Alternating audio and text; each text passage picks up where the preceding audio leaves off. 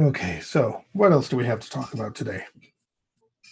I know everyone's attending sessions today, so that's I'd be joining them if I wasn't doing the live channel, listening in on what everybody has to say and some of the vendors. I do hope Brock Hollow, I got to say his name right because I always say it wrong. Brock Holowachuk. He's the chair of the certification commission for DRI Canada, and I know he was speaking 12:30 to 1 today. Yeah. So, but other things may have come in up for him.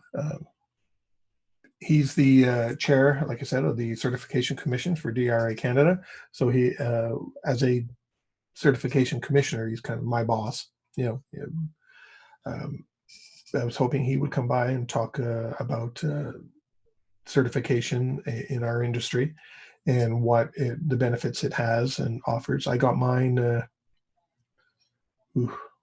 back in 2005, 6, somewhere around there. You know, so I have my DRI Canada.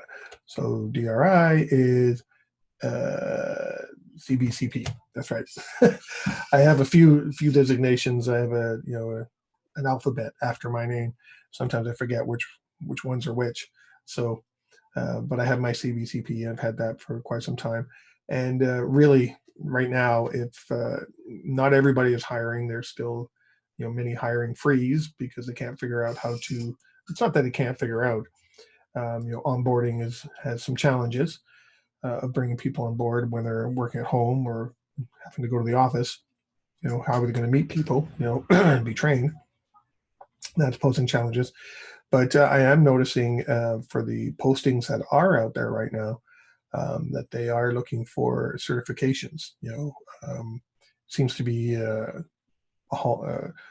you used to be able to find positions, business continuity manager, let's just say as an example, experience in business continuity, but no real qualifier what that means. But now you're seeing experience in business continuity with a specific certification, whether it be CBCP, MBCI, whatever they may be. So you're starting to see that a little bit more now. It's already was there, but now it's being very specific and called out. You must have this certification, otherwise your resume, goodbye. So um, there's a lot of benefits to having your certification with DRI. So check it out. DRI Canada. If you haven't got your certification, you can take a training course and the exam and get a certification and then work your way up the ladder to the various levels of certification. I think the passing the exam gives you associate ABCP, I think. Yeah, I think ABCP. And there's the masters, and I'm just below that one, probably because I can never find the time to go through and do some of the work that's required, to upgrade myself. But I'm pretty happy with the one I've got and the benefits that I get from DRI anyway. So, if you don't have yours, I go check it out. And you can tell him I sent you, and maybe you'll run into Brock. Who knows? So. He was going to talk about certification, but I think I did. And if he does join me, you may hear it again. One of the other things that we kind of touched on it earlier on was the workplace return. As said earlier in another segment, that some companies are telling people, you're not coming back to the office until June, July, or summer, spring, whatever it may be, next year, 2021.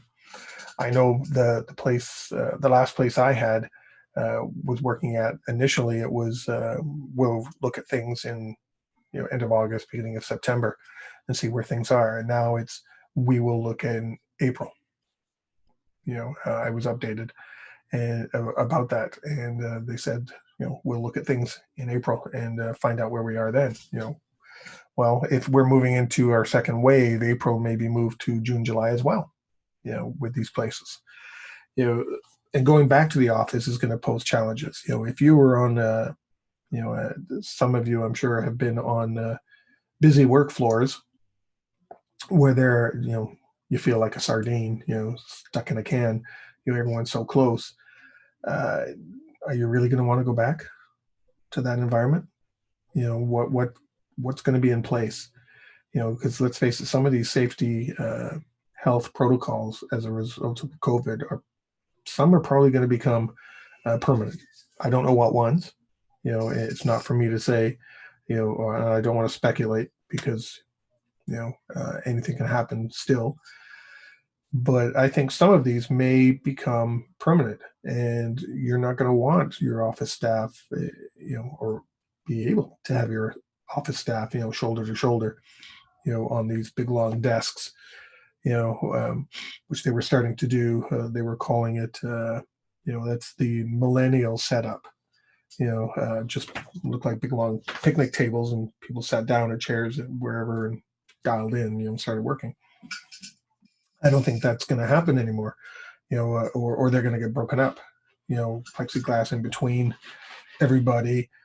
So you feel like you're in a little tiny cube now, or a little fishbowl, so who knows what's going to happen with some of these places, going back to the office, when I talked to Regina Phelps, she said, one of the first things she would ask anybody is, why do we have to go back? You're 9 months in now, and for the most part, been able to do, people's job. If you needed binders, operational manuals or something, if you didn't get them when they first closed the office, well, then you've still been able to operate, with them online. So it doesn't make sense to go back to the office. Ask the question why, and she used the expression, why rock the boat? Wait till all the dust has settled, and then revisit. And then you have to look at, like I said, how you're going to set up your office. You may only have half the people come in. You may have to change the hours of your office. Half the people come in and work, I don't know, 8 to 4, and then 4 to, 9 or something. Working split shifts. Which I used to work when I worked in the hospitality industry years and years and years ago. So who knows what's going to happen there? But you also need to talk to facilities. Getting into the building. How are they going to be cleaning the building? Are they cleaning it more? Are there more cleaning stations, hand sanitizers, cloths or wet naps type things to clean desks? Are they going to be made available? Where are they going to be? What's going to happen with the coffee rooms? Water cooler chats can't happen anymore. Or you can't all be hanging around the coffee machine. And I'm for that too. Waiting for my tea, and I'm standing there talking with someone who's using the microwave. And that's not going to happen either. Do those areas get closed down? What about cafeterias? Everything has a sneeze guard, or will have a sneeze guard if it's a buffet type stuff, or does that all go away? Will there even be cafeterias? And with lunch, lunch hour comes along, everyone, noon, everyone goes, but now do you stagger it? Only half the office goes for lunch at noon, the other half goes at 12:45, and how are they going to sit? Are they going to be sitting close to each other? You got to separate them, so maybe some people go for lunch at 11:30, instead. So, there's all kinds of things to consider, and the project, not just the facilities group, but the property managers too. The access to the full facility, and so many aspects, and your suppliers, the people that come in and change mats. You can't come to the front door anymore. You have to come through a service entrance. You have to wear a mask. You you can't come in during business hours anymore. You have to come in after 5 o'clock, or before 8 o'clock, and whatever your hours are. So there's all those different things to consider. So going back to the office, I don't think is going to be as easy as some people might think, because there's a lot of additional considerations. And how are you going to manage, with people that are comfortable at home now? They've maybe they're comfortable and don't want to come to the office because one, they might still be scared. You know, uh, two, even though they are can go to the office, their kids aren't going back to school yet, or partners, can't go back to the office or already come back to the office. Someone's got to stay to look after the kids. There's so many different variables. And with what transpires, some people may just not want to go. Period. I want to stay working at home. They feel better. They feel. Some people may feel even more engaged at home because they can talk like this. You know, but then get up and walk away. And pet the dog like I do sometimes. When sometimes during a meeting where it got off track and it was just crazy, I would just turn around and pet the dog and okay, refocus. So we can all do that sometimes. So going back to the office may not be as easy as you think, and I just want to say that's for executives too. It's not every time we talk about organizations and what we need to do, you're doing it for executives as well and management. It's not just your employees. Executive leadership, CEOs, board members, they still have to go through the exact same things like me. I still have to wear a mask. I still am concerned about going certain places. And the same things need to be thought of for executive management too. It's not just your general employees. It can't be an us and them. You're all in it together, and that's the way a lot of organizations have to look at it. How do we protect all of us, not just protect our employees because that's an us and them, right? No, you're all together, and that's the way you're going to have to address this. If you like that video, thumbs up. If you didn't like that video, thumbs down. But leave me a message and let me know your thoughts.